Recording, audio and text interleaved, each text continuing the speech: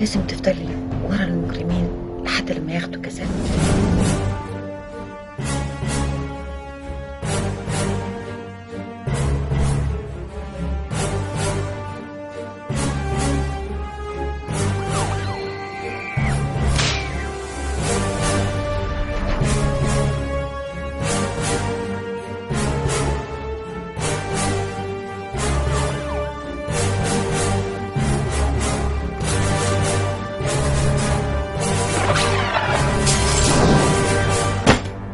دي مجرد اجراءات، انا كمان خدوا اقوالي، ما فيهاش مشكله.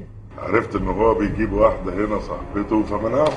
يا بنت كفاياكي نوح بقى، انت كده بتفولي على ابوكي، وانا لو مكانك وكتبت تقرير بالاهمال ده ما يصحش صوتي يعلى خالص. الست دي من اكفأ الاطباء الشرعيين في مصر، وكفاءتها دي ما جاتش من قعدتها في المصلحه.